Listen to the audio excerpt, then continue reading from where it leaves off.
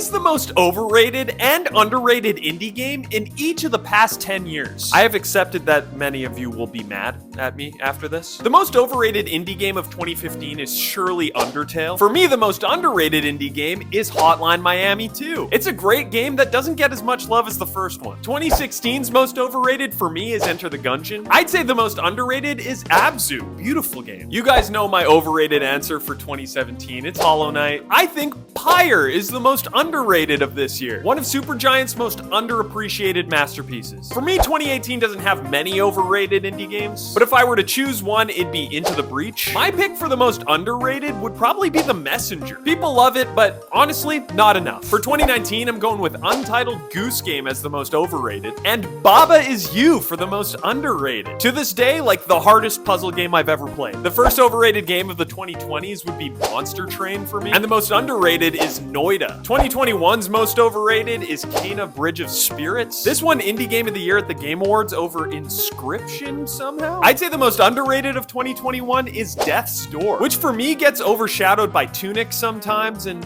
they're both great games. In 2022, the most overrated is Stray. It's gotta be. Most underrated that year would be Norco. Still one of the coolest settings in video games for me. 2023's most overrated for me is Pizza Tower. The most underrated is Cocoon, which I personally like more than Inside and Limbo. And in 2024, I'd go with Mouthwashing as the most overrated and Grun as the most underrated. Not enough people played this, and you need to. What do you think are the most overrated and underrated indie games of this year so far?